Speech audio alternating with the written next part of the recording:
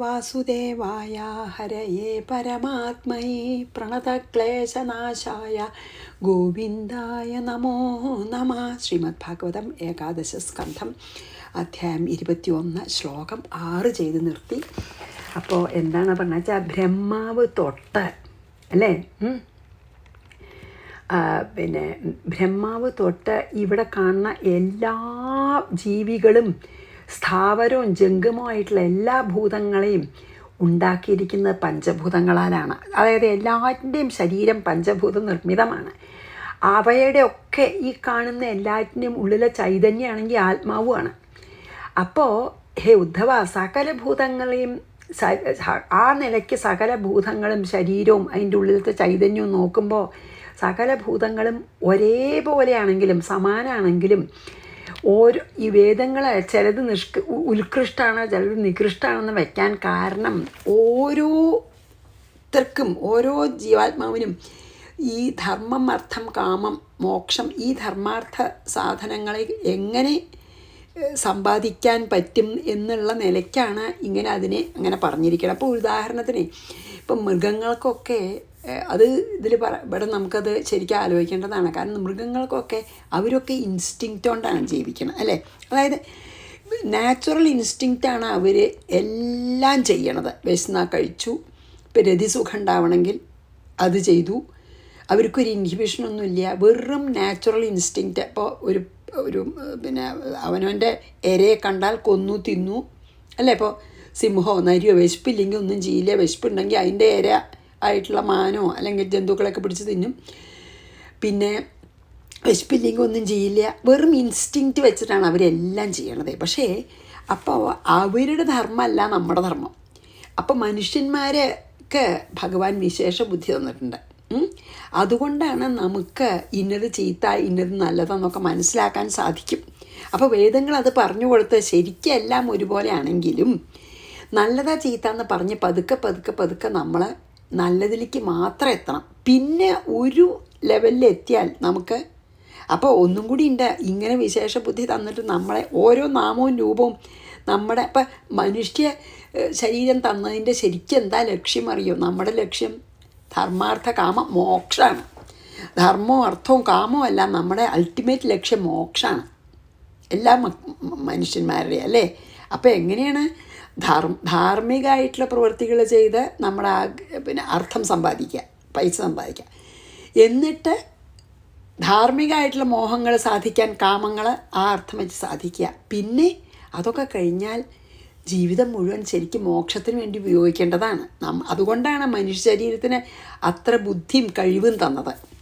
ഇപ്പോൾ പിന്നെ മൃഗങ്ങൾക്കാണെങ്കിൽ ഇൻസ്റ്റിങ്ക്റ്റ് അനുസരിച്ച് അവർ ജീവിക്കണു, മരിക്കണു, പിന്നെ അടുത്ത് ജന്മം എടുക്കണു. എത്ര ജന്മം എടുക്കണം വെച്ചാൽ അങ്ങനെ വേണം. അങ്ങനെ നമുക്ക് എത്രയോ ദുർലഭമായിട്ട് കിട്ടിയ ജന്മമാണ് ഈ മനുഷ്യജന്മം. പക്ഷെ മനുഷ്യജന്മം മനുഷ്യൻ്റെ ശരീരത്തിന് ഭഗവാൻ ഉത്കൃഷ്ടമായിട്ടുള്ള കഴിവുകൾ തന്നുണ്ട്. അതുകൊണ്ടാണ് മനുഷ്യനെ ഉത്കൃഷ്ടൻ എന്ന് പറയാം. ഇനി ആ മനുഷ്യന്മാരിൽ തന്നെ ദുഷ്വാസനകൾ, അതായത് ചീത്ത വാസനകളുള്ളവരൊക്കെ കുറച്ച് നികൃഷ്ടന്മാരായി തീരും. അവർ നികൃഷ്ടമായിട്ടുള്ള അരുതാത്തോ അല്ലെങ്കിൽ വേദനിപ്പിക്കുന്ന തരത്തിൽ ജോലി ചെയ്യുക. അതുകൊണ്ടാണ് മനുഷ്യരുടെ തന്നെ ഉത്കൃഷ്ടന്മാരും നികൃഷ്ടന്മാരും ഉണ്ടാവണത്.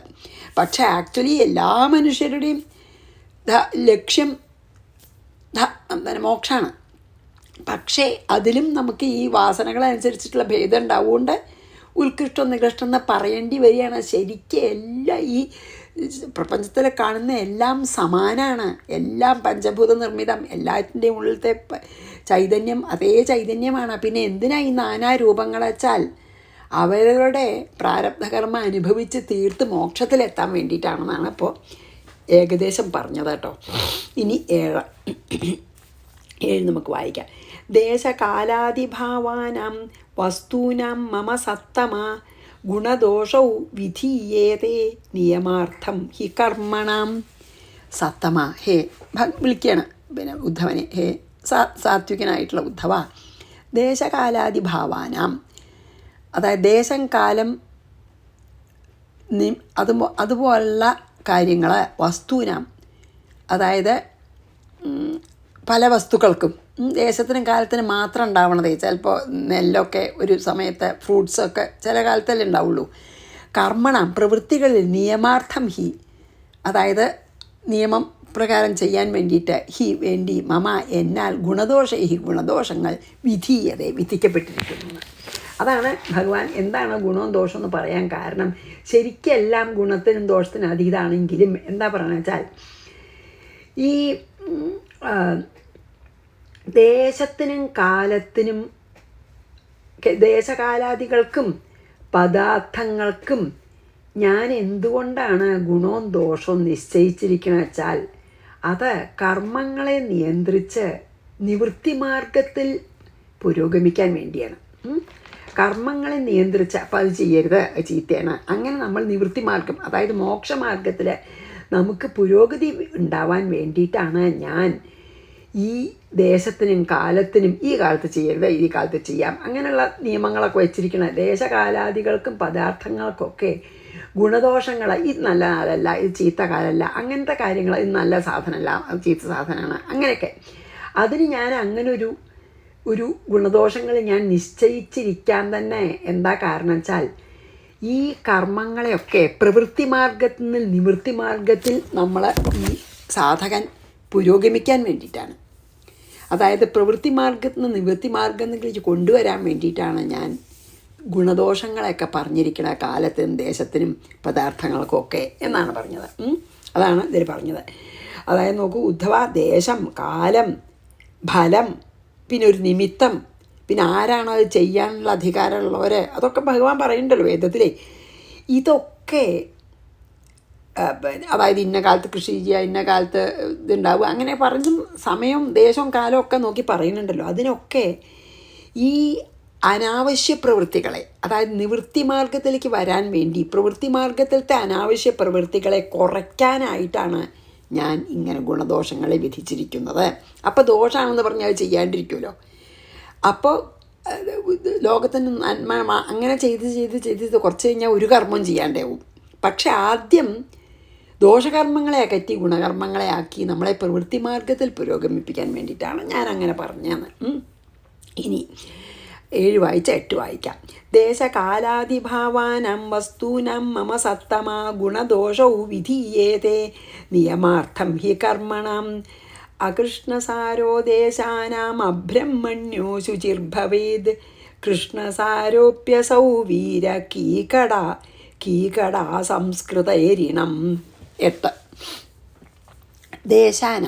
ദേശങ്ങളിൽ സ്ഥലങ്ങളിൽ അകൃഷ്ണസാര കറുത്തമാന കൃഷ്ണമൃഗം ഇല്ലാത്ത ദേശവും അബ്രഹ്മണ്യ ബ്രാഹ്മണ ഭക്തി ഇല്ലാത്ത ദേശവും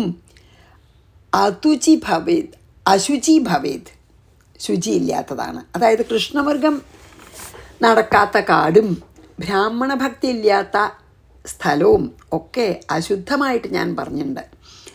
കൃഷ്ണസമഹ അഭി കൃഷ്ണസാരത്താൽ ശ്രേഷ്ഠമായിരുന്നാലും ഇനിയിപ്പോൾ കൃഷ്ണമൃഗം ഉണ്ടായാലും അസൗവീര കീകടാ സംസ്കൃതേരിണം, അതായത് നല്ല ആൾക്കാരില്ലാത്തതും നല്ല സജ്ജനങ്ങളില്ലാത്തതും ശുദ്ധിയില്ലാത്തതുമായിട്ടുള്ള ആൾക്കാർ താമസിക്കുന്ന സ്ഥലം, കൃഷ്ണമൃഗം ഉണ്ടെങ്കിലും അതെ കാര്യമില്ല. ദുഷ്ടന്മാരും ദയയില്ലാത്തവരും ഭക്തിയില്ലാത്തവരും ഒക്കെ താമസിക്കുന്ന സ്ഥലം ശരിക്കൊരു ഒരു മരുഭൂമി പോലെ തന്നെയാണെന്ന്. എന്താണ് അപ്പോൾ ഇതിൽ ഭഗവാൻ പറയാൻ നോക്കണം വെച്ചാൽ കൃഷ്ണസാരം, അതായത് എന്താ പറയുക വെച്ചാൽ ഏത് ദേശങ്ങളിലാണ് കൃഷ്ണമൃഗം കറുത്ത മാനായിരിക്കണം, കൃഷ്ണമൃഗം ഇല്ലാത്തത്, അത് കൃഷ്ണമൃഗം ഒരു മംഗളായിട്ടാണ് പറയുക, ഒരു നല്ല ഓമൻ, നല്ലൊരു നിമിത്തമായിട്ടാണ് പറയുക. അപ്പോൾ കൃഷ്ണമൃഗം ഇല്ലാത്തത് നല്ല സ്ഥലമല്ല എന്ന് പറയാം. എന്നാൽ കൃഷ്ണമൃഗം ഉണ്ടായാലും ബ്രാഹ്മണ ഭക്തി ഇല്ലാതെയും ഉള്ള ദേശം കൃഷ്ണമൃഗം ഉണ്ടായാലും ശുദ്ധമല്ല. അതായത് ബ്രഹ്മജ്ഞാനികളെ ബഹുമാനിക്കാത്ത ദേശം കൃഷ്ണമൃഗം ഉണ്ടായാലും ഒരു കാര്യമില്ല എന്ന്. പിന്നെയോ ഇനി കൃഷ്ണമൃഗം ഉണ്ട്, പക്ഷേ നല്ല സജ്ജനങ്ങളില്ലാത്ത പിന്നെ വൃത്തിയും വെടിപ്പും ഇല്ലാത്ത സജ്ജനങ്ങളില്ലാത്ത എല്ലാ സ്ഥലങ്ങളും ശരിക്കും മരുഭൂമി പോലെ തന്നെ അശുദ്ധമാണ് എന്നാണ് പിന്നെ പറയണത്. അതായത് അങ്ങനെ പറയുന്നുണ്ടെങ്കിലും നന്മയാണ് ഏറ്റവും വേണ്ടത്. ഇപ്പോൾ നോക്കൂ, അതായത് ഇപ്പോൾ ദേശങ്ങളിൽ വെച്ച് പിന്നെ എന്താണ് ഏറ്റവും അശുദ്ധ ഏതാണ്? കൃഷ്ണമൃഗം ഇല്ലാത്തതും ബ്രാഹ്മണ ഭക്തി ഇല്ലാത്ത ദേശം. അതാണ് ഏറ്റവും അശുദ്ധം. ഇനി കൃഷ്ണമൃഗം ഉണ്ടെങ്കിലും സജ്ജനങ്ങളില്ലാത്ത സംസ്കാരശൂന്യരായിട്ടുള്ള ആൾക്കാർ താമസിക്കുന്ന ദേശം മരുഭൂമി പോലെ അശുചിയാണ്. മരുഭൂമിയിലൊന്നും ഉണ്ടാവില്ലല്ലോ, അവിടെ ഒരാൾക്കും പോയി താമസിക്കാനും പറ്റില്ല. അതുപോലെ ഒരു വളരെ നമുക്കൊരു ഉപകാരമില്ലാത്ത സ്ഥലമാണ് എന്ത്? ഈ സജ്ജനങ്ങളില്ല, കൃഷ്ണമൃഗങ്ങളായിട്ട് കാര്യമില്ല, സജ്ജനങ്ങളും ഇല്ല, പിന്നെയോ സംസ്കാരവും ഇല്ല, ബ്രാഹ്മണ ഭക്തിയില്ല, ബ്രഹ്മജ്ഞാനികളെ ഭക്തിയില്ല, അതായത് ബഹുമാനിക്കേണ്ടവരെ ബഹുമാനിക്കില്ല. സംസ്കാരശൂന്യമായിട്ടുള്ള ആൾക്കാർ താമസിക്കുന്ന സ്ഥലം മരുഭൂമി പോലെ ശൂന്യമാണ്, അശുദ്ധമാണ്. ഇനി സത്പുരുഷന്മാരുണ്ടെങ്കിൽ അത് പതുക്കെ അത് ശുദ്ധമായി തീരും. അതാണല്ലോ നമ്മൾ പറയൂലോ, സവൈ പുണ്യ തമോ ദേശ സത്പാത്രം എത്ര ലഭ്യതേ. അതായത് സജ്ജനങ്ങളുണ്ടെങ്കിൽ എത്ര അശുദ്ധമായിട്ടുള്ള സ്ഥലം നല്ല സ്ഥലമായി തീരും അവരുടെ സാന്നിധ്യം കൊണ്ടേ. അതാണ് പറയണത്. പക്ഷേ എത്ര നല്ല സ്ഥലമാണ് നമ്മൾ പറഞ്ഞാലും സജ്ജനങ്ങളില്ല, സംസ്കാരശൂന്യരായിട്ടുള്ള ആൾക്കാരാണ്, അവർ പെരുമാറ്റവും ഒക്കെ അങ്ങനെയാണെന്ന് വെച്ചാൽ ആ സ്ഥലം മരുഭൂമി പോലെ അശുദ്ധമോ അല്ലെങ്കിൽ ശൂന്യമോ അല്ലെങ്കിൽ നിഷ്ഫലമോ ഒരു ഗുണമില്ലാത്തതാണെന്ന് പറഞ്ഞു. അകൃഷ്ണസാരോ ദേശാനാം അബ്രഹ്മണ്യോ ശുചിർഭവേത് കൃഷ്ണസാരോപ്യ സൗവീര കീകട സംസ്കൃതേരിണം. ഇനി കാലത്തിൻ്റെ, ഇപ്പോൾ ദേശത്തിൻ്റെ ശുദ്ധിയും അശുദ്ധിയും പറഞ്ഞു അല്ലേ. അതായത് സജ്ജനങ്ങളുള്ള ഭാഗമൊക്കെ ശുദ്ധം തന്നെയാണ്. സജ്ജനങ്ങളെ പറഞ്ഞ ആരാ? നല്ല വിനയവും ഭക്തിയും വയസ്സിനെയും ഒക്കെ മാനിക്കണവരും അങ്ങനെയൊക്കെയാണല്ലോ നല്ല സ്വഭാവമുള്ളവർ തന്നെ സജ്ജനങ്ങൾ, ഈശ്വരഭക്തിയൊക്കെ ഉള്ളവർ. ഇനി കാലത്തിൻ്റെ ശുദ്ധിയും അശുദ്ധിയും പറ്റി പറയണം 9. കർമ്മണ്യോ ഗുണവാൻ കാലോ ദ്രവ്യത സ്വത ഏവ വാ യതോ നിവർത്തതേ കർമ്മ സദോഷ അകർമ്മ സ്മൃത. 9. ദ്രവ്യത, അതായത് ധാരാളം നമുക്ക് പൊസഷൻസ്, ദ്രവ്യം കൊണ്ട് സമ്പന്നമായാലോ. കർമ്മണ്യ, കർമാനുഷ്ഠാനത്തിന് യോഗ്യമായ കാലഹ, പിന്നെ കാലം. സ്വതഃ വാ ഏവ ഗുണവാൻ, അതായത് സ്വാഭാവികമായിട്ടും ഗുണത്തോട് കൂടിയതാണ്. അതായത് എന്താ വെച്ചാൽ ധാരാളം നമുക്ക് സാധനങ്ങളൊക്കെ എടുത്ത് ഉപയോഗിക്കാനുണ്ടെങ്കിൽ അതാണ് സമ്പത്ത്, ദ്രവ്യസമ്പത്ത് പറഞ്ഞപ്പോൾ ധാരാളം നമുക്ക് സ്വത്തൊക്കെ ഉണ്ടെങ്കിൽ, സ്വത്തുണ്ട്, നല്ല കർമ്മങ്ങളൊക്കെ ചെയ്യാൻ യോഗ്യമായിട്ടുള്ളൊരു സ്ഥലമാണെങ്കിൽ ആ സ്ഥലം സ്വാഭാവികമായിട്ടും ഗുണമാണ്, ശുദ്ധമായതെന്ന് നമുക്ക് പറയാം. യഥഹ, ഏതു കാലത്തിൽ, യഥഹ എന്നാൽ എപ്പോഴാണ് ഈ പിന്നെ ക്ഷാമമൊക്കെ വരണേ? അപ്പോൾ കർമ്മ നിവർത്തതേ, നമുക്ക് നല്ല കർമ്മങ്ങളൊക്കെ സാധനങ്ങളെടുത്ത് ചെയ്യാൻ പറ്റാണ്ടേവുമല്ലോ. സാധനങ്ങൾക്ക് ദൗർലഭ്യം വന്നാൽ, സാധനങ്ങൾ സുലഭമാണ് വെച്ചാൽ നമുക്ക് നല്ല കർമ്മങ്ങൾ ചെയ്യാനുള്ള അവസരം ധാരാളം ഉണ്ടാവും. അതൊക്കെ ഉപയോഗിച്ചിട്ട് അപ്പോൾ അത് നല്ല ശുദ്ധമായ സ്ഥലമാണ് പറയാം. പക്ഷെ സാധനങ്ങൾക്ക് ദൗർലഭ്യം വന്നാൽ നമുക്ക് വേണ്ട കർമ്മങ്ങൾ അനുഷ്ഠിക്കാൻ പറ്റാതെ വരുമല്ലോ. അങ്ങനെ സംഭവിക്കുമ്പോൾ അകർമ്മകഃ, അത് നമുക്ക് വേണ്ട പോലെ കർമ്മങ്ങളൊന്നും അനുഭവിക്കാൻ വരാതിരിക്കും. ഇപ്പോൾ നോക്കൂ, വെള്ളം ഇല്ല വെച്ചാൽ കുളിക്കാൻ പറ്റില്ലല്ലോ, അപ്പോൾ നമുക്ക് ഈ വൃത്തിയായിട്ടിരിക്കാനൊന്നും പറ്റില്ല. അപ്പോൾ അതുപോലെ പിന്നെ അകർമ്മകം, വേണ്ട കർമ്മങ്ങളൊന്നും ചെയ്യാൻ പറ്റാതിരിക്കുമ്പോൾ സദോഷ, ആ കാലത്തിനെ ദോഷം എന്ന് പറയുന്നു. സ്മൃത എന്നാണ് പറയുക. അപ്പോൾ ഇതിലെന്താണ് പറയണ വെച്ചാൽ, എന്താ നല്ല കാലം, എന്താ ചീത്ത കാലം എന്നാണ് പറയണത്. അതായത് ധാരാളം നമുക്ക് പൊസഷൻസ്, ദ്രവ്യം കൊണ്ട് സമ്പന്നാണ് എന്നാൽ ധാരാളം നല്ല കർമ്മങ്ങളൊക്കെ അനുഷ്ഠിക്കാൻ സാധിക്കുന്ന കാലമാണ്. ധാരാളം ഇപ്പോൾ കൃഷി, അങ്ങനെ നമുക്ക് പറയാലോ, കൃഷിയൊക്കെ കഴിഞ്ഞ കാലത്ത് ധാരാളം, പണ്ടൊക്കെ ധാരാളം പിന്നെ ഇതൊക്കെ ഉണ്ടാവും, ധാന്യങ്ങളും ഒക്കെ ഉണ്ടാവും. ആ സമയത്ത് ധാരാളം നമുക്ക് നല്ല കാര്യങ്ങളൊക്കെ ചെയ്യാൻ പറ്റും, എല്ലാവർക്കും അന്നം കൊടുക്കാൻ പറ്റും, ധാരാളം ഭിക്ഷ കൊടുക്കാൻ പറ്റും ഇല്ലാത്തവർക്കൊക്കെ. അപ്പോൾ ആ കാലത്തിന് നല്ല കാലം എന്ന് പറയാമെന്ന്. ഇനി ദ്രവ്യങ്ങൾ ദുർലഭമാവുമ്പോൾ നമുക്ക് വിചാരിക്കുന്ന നല്ല കർമ്മങ്ങളൊന്നും ചെയ്യാൻ പറ്റില്ല. അങ്ങനത്തെ കാലത്തിനെ അശുഭകാലം എന്ന് പറയാം. അത്ര ഇതിൽ പറയുന്നുള്ളൂ. നമുക്ക് ധാരാളം ദ്രവ്യസമ്പത്തൊക്കെ ഉണ്ട്, നമുക്ക് നല്ല കർമ്മങ്ങൾ ചെയ്യാൻ സാധിക്കുന്ന കാലമാണെങ്കിൽ അതിനെ നല്ല കാലമെന്നും, വല്ലാത്ത ദാരിദ്ര്യവും അല്ലെങ്കിൽ ദൗർലഭ്യമുണ്ട്, ഒന്നും ആർക്കും ചെയ്യാനും അവനവനില്ല, വേറെ ആൾക്കും കൊടുക്കാൻ പറ്റില്ല, നല്ല കാര്യങ്ങളൊന്നും ചെയ്യാൻ പറ്റില്ല, ചീത്തകാലം എന്ന് പറയാമെന്ന്. കർമ്മണ്യോ ഗുണവാൻ കാലോ ദ്രവ്യത സ്വത ഏവ വാ യഥോ നിവർത്തതേ കർമ്മ സ ദോഷോ അകർമ്മക സ്മൃതി ദോഷോ കർമ്മക സ്മൃത. അതാണെന്നിൽ പറയണത് അല്ലേ. എന്നാണ് നമുക്ക് ഈ ദ്രവ്യങ്ങൾക്കൊക്കെ ദൗർലഭ്യം ഉണ്ടാവണേ? അപ്പോഴാണല്ലോ എല്ലാവരും കട്ടെടുക്കുക, അങ്ങോട്ടും ഇങ്ങോട്ടും തമ്മിൽ തല്ലി അറിയാണ്ട് സ്റ്റീൽ ചെയ്യുക, അതായത് അങ്ങനെയൊക്കെ ചെയ്യൂല, ആക്രമിക്കുക, എന്നിട്ട് ഒരാൾക്ക് ഉണ്ട് മറ്റേ ആൾക്ക് ഒട്ടുമില്ല വെച്ചാൽ മറ്റേ ആൾ ആക്രമിക്കുക, അങ്ങനെയൊക്കെ ചെയ്തപ്പോൾ നമുക്ക് ചീത്ത കാലമെന്ന് പറയേണ്ടി വരും. ഒന്നുമില്ലാതെ വന്നാൽ അങ്ങനെ വരുമല്ലോ. അപ്പം നല്ല കാലം എന്ന് പറഞ്ഞാൽ നല്ല ധാരാളം സാധനങ്ങളൊക്കെ ഉണ്ട്, നല്ല കർമ്മങ്ങളൊക്കെ ചെയ്യാൻ സാധിക്കും, ആരും അങ്ങോട്ടും ഇങ്ങോട്ടും ഒന്നും ഉപദ്രവിക്കുകയെ എന്താ പറയുക പറ്റിക്കുകയൊന്നും ചെയ്യില്ല, അത് നല്ല കാലം. ഇതൊന്നും ഇല്ലാണ്ട് ഈ ദൗർലഭ്യം ഉണ്ടായിച്ചാൽ കുറച്ച് വല്ലവർക്കും വല്ലതുണ്ടെങ്കിൽ ബാക്കിയുള്ളവർ അങ്ങനെ വരുമല്ലോ, അതാണ് ചീത്തകാലം. ഇനി 10 ദ്രവ്യസ്യ ശുദ്ധ്യശുദ്ധി ച ദ്രവ്യേണ വചനേന ച സംസ്കാരേണാഥ കാലേന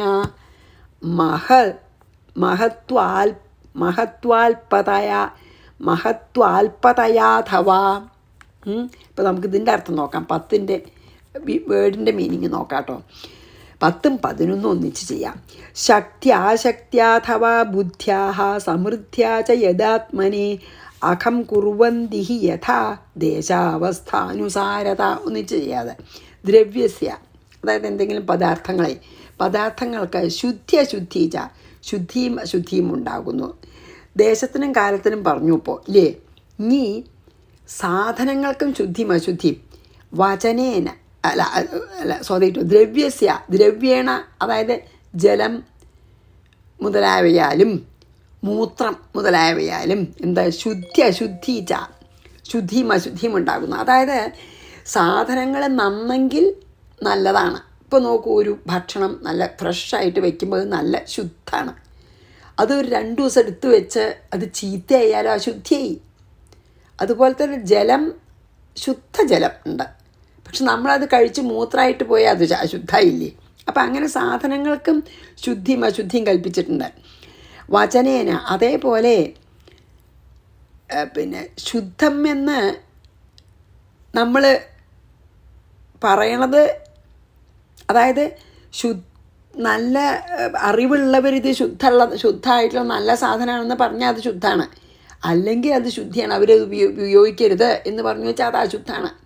ഇപ്പോൾ വൃത്തി മാത്രമല്ല, ശുദ്ധം എന്നാൽ വൃത്തിയല്ല. അപ്പോൾ ഇൻടോക്സിക്കേറ്റിംഗ് ഡ്രിങ്ക്സൊക്കെ, ഇപ്പോൾ കള്ളൊക്കെ നല്ലതല്ല എന്ന് പറയും നമ്മൾ, അശുദ്ധ പറയും. എന്താ കാരണം വെച്ചാൽ അതിൻ്റെ ഫലം ചീത്തയാണ്, അല്ലാണ്ട് അത് ശുദ്ധമല്ല വെച്ചിട്ടല്ല, അതിന് വൃത്തികേടുണ്ടായിട്ടല്ല. അപ്പം അങ്ങനെ പല കാര്യങ്ങളും നല്ലതുണ്ട്. ഇപ്പോൾ തേന് നമ്മൾ നല്ലതാ പറയുമ്പോൾ തേനീച്ചെന്ന് എടുത്തതൊക്കെയാണ്, പക്ഷേ അത് നമ്മളേക്ക് ദേഹത്തിനും ഗുണമാണ്, മനസ്സിനും കുഴപ്പമൊന്നും ഉണ്ടാക്കില്ല. അതേസമയം വേറെ എന്തെങ്കിലും ഇൻടോക്സിക്കേറ്റിംഗ് ഡ്രിങ്ക്സൊക്കെ ആണെങ്കിൽ നമ്മൾ അശുദ്ധ പറയും, അതാണ് പറയുന്നത്. അതുപോലെ ശുദ്ധവും അശുദ്ധമൊക്കെ വാക്ക് കൊണ്ട്, അതായത് നല്ല സജ്ജനങ്ങൾ നല്ലതാണെന്ന് പറയുന്നത് ശുദ്ധ സാധനങ്ങളാണ്, അല്ല എന്ന് പറയുന്നത് അശുദ്ധമാണ്, അറിവുള്ളവരെ. പിന്നെയോ അഥ സംസ്കാരേണ, അതുപോലെ ഇപ്പോൾ നമ്മളിപ്പോൾ ഒരു ഉദാഹരണം പറയാണ്, സംസ്കാരം കൊണ്ട് നമ്മളെ പ്രവൃത്തി കൊണ്ട്. അപ്പോൾ നോക്കൂ, ഒരു പൂവ് നമ്മൾ വെള്ളം തളിച്ചെടുക്കും, ശുദ്ധമായിട്ടെടുക്കും ഇല്ലേ. അപ്പോൾ നമ്മളൊക്കെ ചാർത്താം. ഒരു പൂവ് നിൽക്കുന്നുണ്ടെന്ന് വെച്ചോളൂ, നമ്മൾ അതിലിപ്പോൾ എന്തെങ്കിലും പൊടിയോ എന്തെങ്കിലും ഉണ്ടെന്ന് വെച്ചാൽ ഒന്ന് വെള്ളം തളിച്ചെടുത്ത് വെച്ചാൽ നല്ല ശുദ്ധമായിട്ട് നമ്മൾ പൂവ് ചാർത്താടുക്കും. അതേസമയം നമ്മൾ വാസനിച്ച് കഴിഞ്ഞാൽ അത് അശുദ്ധമായി പറയും. നമ്മൾ വാസനിച്ച് കഴിഞ്ഞാൽ ഭഗവാന് ചാർത്താൻ പാടില്ല. എന്താ കാരണം വെച്ചാൽ നമ്മുടെ ചുണ്ടോ മൂക്കിലത്തെ എന്തെങ്കിലുമോ അല്ലെങ്കിൽ ചുണ്ടിൽ നിന്ന് നമ്മൾ തുപ്പലോ എന്തെങ്കിലും അതിലായിട്ടുണ്ടാവും, അത് അശുദ്ധിയാണ്. അപ്പോൾ ശുദ്ധവും അശുദ്ധവും ഒക്കെ ഇങ്ങനെ പലതിനും നമ്മൾ കൽപ്പിക്കും. ഇപ്പോൾ ഫ്രഷായിട്ടൊരു പൂവാച്ചാൽ ശുദ്ധമായിട്ടുള്ള പുഷ്പമാണെന്ന് പറഞ്ഞ് ഭഗവാന് ചാർത്തും. അതൊന്ന് വാസനിക്കേ അല്ലെങ്കിൽ നമ്മളെ വേറെ എന്തെങ്കിലും ചെയ്തു വെച്ചാൽ അത് അശുദ്ധിയായി പിന്നെ പാടില്ല അല്ലേ. അങ്ങനെ അതാണ് ഇപ്പോൾ ഈ സംസ്കാരേണ പറഞ്ഞത്. കാലേന അഥ പിന്നെ നമ്മൾ പിന്നെ ഉണ്ടാക്കിയ ഭക്ഷണമാണെങ്കിലും അതെ കുറച്ച് നേരം ശുദ്ധമാണ്, ഫ്രഷ് ഫുഡാണ് പറയും നമ്മളല്ലേ. പിന്നെ നമ്മൾ ഫ്രിഡ്ജിൽ വെച്ചൊക്കെ കഴിക്കാതെ, പക്ഷെ ശരിക്കും കുറച്ച് കഴിഞ്ഞാൽ അത് അശുദ്ധമായി. ആലോചിച്ച് നോക്കൂ, ഇന്ന് വെച്ച ചോറ് നാളേക്ക് അതിൻ്റെ ശുദ്ധി പോയി ഇല്ലേ. എന്തെങ്കിലും ഇപ്പം നാളികേരമൊക്കെ കൂട്ടി എന്തെങ്കിലും സാധനം മണിക്കൂറുകൾ വയ്ക്കുമ്പോഴേക്കും അശുദ്ധമാവും, മീൻസ് ചീത്തയാവും. അപ്പോൾ കാലേന അഥ, അതായത് സമയം കൊണ്ടും ശുദ്ധമായിട്ടുള്ളത് അശുദ്ധമായി തീരും. അത് ഉണ്ടാക്കിയ ഉടനെ, അതാണ് കാലേന യഥ പറഞ്ഞത്. ഉണ്ടാക്കിയ ഉടനെ അത് നന്ന്, കുറേ നേരം കഴിഞ്ഞാൽ നന്നല്ലാണ്ടിരിക്കും. അതിന് ഉദാഹരണം ഫുഡാണ് കാലം കൊണ്ട് അശുദ്ധമാവണത്. പിന്നെ മഹത്വൽപതയാ വാ, അതായത് അതായത് വൃത്തികെട്ട ആൾക്കാർ തൊട്ടതാണെങ്കിൽ നമ്മൾ അയ്യോ ചണ്ടിയാണ് അത്, അയാൾ കൈ കഴുകാണ്ടേ തൊട്ടത് എന്ന് പറയും. നല്ല വൃത്തിയായിട്ട് തൊട്ടാൽ നമുക്കത് ശുദ്ധമാണ് പറയും. അങ്ങനെ ആൾക്കാരുടെ വൃത്തിയുള്ള ആൾക്കാരോ അല്ലെങ്കിൽ നല്ല ആൾക്കാരോ തൊട്ടത്, പിന്നെ നമ്മൾ ചിലപ്പോൾ വളരെ ചീത്ത സ്വഭാവമൊക്കെ ആണെന്ന് നമുക്ക് അറിയണ ആളാച്ച പറയും അയ്യോ അയാളുടെ വീട്ടിൽ നിന്ന് അയാൾ തൊട്ട ഭക്ഷണം നമുക്ക് കഴിക്കേണ്ട, അത്ര ചീത്ത മനസ്സാണ്, ഇങ്ങനെയൊക്കെ പറയുമല്ലോ നമ്മളെ. അതൊക്കെയാണ് ഈ മഹത്വം കൊണ്ട് നമ്മൾ ചീത്തയും നല്ലതെന്ന് പറയണത്. ശക്തിയ അശക്തിയ അഥ, അതുപോലെ തന്നെ പിന്നെ നമ്മൾ ശക്തി അനുസരിച്ചിട്ടും നമ്മൾ ശുദ്ധം അശുദ്ധി എന്നൊക്കെ പറയും നമ്മൾ പലതിനും. അതിന് പല ഉദാഹരണങ്ങളും പറയുന്നുണ്ട് കേട്ടോ. ബുദ്ധിയാവാ, ബുദ്ധി കൊണ്ടും. അതുപോലെ തന്നെ ഇപ്പം നോക്കൂ, പിന്നെ ബുദ്ധി വെച്ചാൽ നമ്മൾ ഈ പ്രസവിച്ച് കഴിഞ്ഞാലൊക്കെ 10 ദിവസം നമ്മൾ അശുദ്ധമാണെന്നൊക്കെ പറയുമല്ലോ. വെച്ചാൽ അതിനെന്താ കാരണം വെച്ചാൽ ഈ അമ്മ ഈ കുട്ടി ഇങ്ങനെ കണ്ടിന്യൂസ് ആയിട്ട് ഇത് പിന്നെ അപ്പം അമ്മ വളരെ ഡേർട്ടി ആവും എന്ന് വെച്ചാൽ ബ്ലീഡിങ് ഉണ്ടാവും, അങ്ങനെയാണല്ലോ. പ്രസവിച്ച് കഴിഞ്ഞ ഉടനെ 10 ദിവസമ്പോഴേക്കും കുറച്ച് കുറയുമൊക്കെ, അപ്പം ശുദ്ധമായി. അപ്പം അതിനൊക്കെ കാരണമുണ്ട് അശുദ്ധിയാണെന്ന് പറയാനേ ബുദ്ധിയാവാന്നാണ്. നമ്മൾ മനസ്സുകൊണ്ട് മനസ്സിലാക്കുകയാണ്, ഓ പല കാരണങ്ങളെ കൊണ്ട് അവർക്ക് റെസ്റ്റ് വേണം, പിന്നെ ഇങ്ങനെ കണ്ടിന്യൂസ് ആയിട്ട് ബ്ലീഡിങ്ങൊക്കെ ഉണ്ടാകുമ്പോൾ ഒരു ഡേർട്ടി ഇതുണ്ടല്ലോ, ഇടയ്ക്കിടയ്ക്ക് മാറ്റമൊക്കെ വേണമല്ലോ, അതുകൊണ്ട് ആ 10 ദിവസം അങ്ങനെ വെച്ചിരിക്കുകയാണ്, അത് കഴിഞ്ഞാൽ ശുദ്ധമായി. അപ്പോൾ സെയിം ആളൊക്കെ ആണെങ്കിൽ നമ്മൾ അങ്ങനെയൊക്കെ ശുദ്ധവും അശുദ്ധിയൊക്കെ കൽപ്പിക്കും. സമൃദ്ധിയാച്ച, പിന്നെയോ ഇപ്പോൾ കീറിയ വസ്ത്രങ്ങളൊക്കെ കീറി മുഷിഞ്ഞതാണെങ്കിൽ നമ്മൾ അശുദ്ധിയാണ് പറയും അല്ലേ. നല്ല വൃത്തിയാക്കി വെച്ചാച്ചാൽ കീറിയാലും വിരോധമില്ല, ശുദ്ധമാണ് പറയും അല്ലേ. ഇപ്പോൾ തിരിയൊക്കെ ഉണ്ടാക്കാനാണെങ്കിൽ അലക്കിയത് കീറിയതാവും, വിരോധമില്ല, അത് ശുദ്ധമായിട്ട് ഉപയോഗിക്കും. അതേസമയം എത്ര കോടിയാണെങ്കിലും അതിൽ മുഴുവൻ ചളിയും ചണ്ടിത്തുണ്ടെങ്കിൽ നമ്മൾ അശുദ്ധമാണ് പറയും, അങ്ങനെയാണല്ലേ. എല്ലാറ്റിനും അത് ഇറ്റ് ഡിപ്പെൻസ്, അതാണ്. അങ്ങനെ തനിക്ക് അത് അഖം കുറുബന്തി, ഏത് പാപത്തിനെ ചെയ്യുന്നുവോ ഇവ ദേശാവസ്ഥാനു സാമത, ദേശം അവസ്ഥ അവകളെ അനുസരിച്ച് ചെയ്യുന്നു ഹി എന്നത് തീർച്ച. കുറേ ഇത് പറയണം, എന്താണ് എന്താ പറയുക, ഉദാഹരണങ്ങൾ പറയുകയാണേ. ഇപ്പോൾ പിന്നെ ഇതിൽ ഒന്നാ പറയണത്, അതായത് ഈ സാധനങ്ങളുടെ ശുദ്ധി പറഞ്ഞു, പിന്നെ സംസ്കാരം കൊണ്ടോ പറഞ്ഞു ഇല്ലേ. നമ്മൾ പിന്നെ എന്താണ് പൂവ് നമ്മൾ എങ്ങനെ ഹാൻഡിൽ ചെയ്യണമെന്നാണ് സംസ്കാരം. പിന്നെ വസ്ത്രങ്ങളൊക്കെ ജലം കൊണ്ട് ശുദ്ധമാവും, മലം കൊണ്ട് മലിനാവും അല്ലേ. പിന്നെ ഒരു വസ്തു ശുദ്ധമായതാണോ അശുദ്ധമായതാണോ നമുക്ക് അറിയില്ലെങ്കിൽ അറിവുള്ളവരോട് ചോദിച്ച് അവർ പറഞ്ഞാൽ ശുദ്ധമാണ് അല്ലെങ്കിൽ അശുദ്ധമാണ്, അങ്ങനെ. പിന്നെ ചിലപ്പോൾ നമ്മൾ വെള്ളമൊക്കെ തളിച്ചിട്ട് പുഷ്പടിക്കം പറഞ്ഞില്ലേ, മണക്കരുത്, അങ്ങനെയൊക്കെ നമുക്ക് പല നിയമങ്ങളുണ്ട്. പിന്നെ പഴതായ ചീത്തയാവും അല്ലേ. അതേസമയം നോക്കൂ, ഒരു ഗ്ലാസ്സിലെടുത്ത വെള്ളം നമ്മൾ കുറച്ച് ദിവസം വെച്ചാൽ അത് അശുദ്ധമാവും, ചണ്ടിയോ അടിയിലൊക്കെ വഴുപ്പ് പോലെയൊക്കെ ഉണ്ടാവും ഇല്ലേ. അതേസമയം ഒരു തടാകത്തിലത്തെ വെള്ളം എപ്പോഴും ശുദ്ധമാണ് അല്ലേ. വലിയ ജലാശയങ്ങളിലത്തെ വെള്ളം എപ്പോഴും ശുദ്ധമാണ്, കിണറ്റിലത്തെ വെള്ളം എപ്പോഴും ശുദ്ധമാണ്. അപ്പോൾ അൺലെസ് എന്തെങ്കിലും അശുദ്ധിയായിട്ട് വളരെ അതിലില്ലെങ്കിൽ അതൊക്കെ ശുദ്ധമാണ്.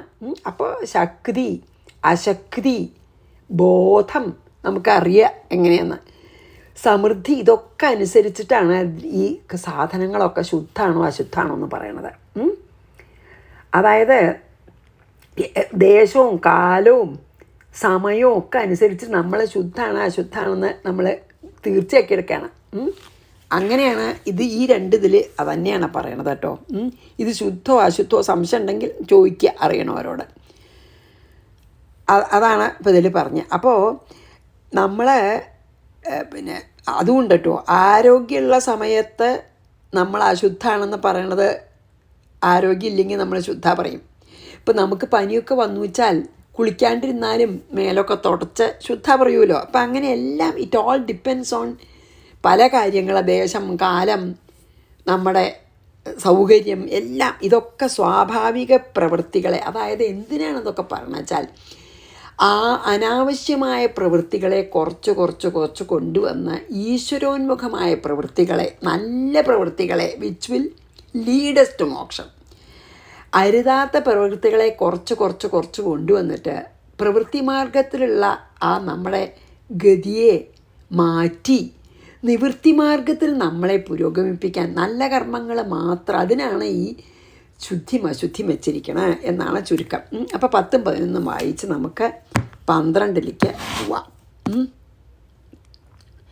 വളരെ ഒരു വിഷമായിട്ടുള്ളൊരു ഭാഗമാണത് പറയാനൊക്കെ, പക്ഷേ അത് മതി. നമുക്ക് 10ഉം 11ഉം വായിച്ച് ഇവിടെ നിർത്താം. 26 മിനിറ്റായി. ദ്രവ്യസ്യ ശുദ്ധി അശുദ്ധി ച ദ്രവ്യേണ വചനേന ച സംസ്കാരേണാഥ കാലേന മഹത്വാൽപതയാഥവാ ശക്ത്യാശക്ത്യാഥവാ ബുദ്ധ്യാ സമൃദ്ധ്യാ ച യദാത്മനെ അഖം കുർവന്തി യഥാ ദേശാവസ്ഥാനുസാരണം. അപ്പോൾ ചുരുക്കത്തിൽ എല്ലാം നമ്മുടെ സ്വാഭാവികമായിട്ടുള്ള പ്രവൃത്തികളെ, അനാവശ്യ പ്രവൃത്തികളെയും ഒക്കെ കുറച്ച്, അതായത് വാസന നമ്മൾ ചെയ്യുന്ന പ്രവൃത്തികളൊക്കെ കുറച്ച് കൊണ്ടുവന്നിട്ട് നമ്മളെ നിവൃത്തി മാർഗത്തിൽ പുരോഗമിപ്പിക്കാനാണ് ഇതൊക്കെ എന്ന് പറഞ്ഞ് നമുക്കിന്ന് ഇവിടെ നിർത്താം. ശ്രീകൃഷ്ണാർപ്പണമസ്തു. സർവത്ര ഗോവിന്ദ നാമ സങ്കീർത്തനം. ഗോവിന്ദ ഗോവിന്ദ. ഗുരുവായൂരപ്പ ശരണം. സമസ്താപരാധം ക്ഷമസ്വമേ.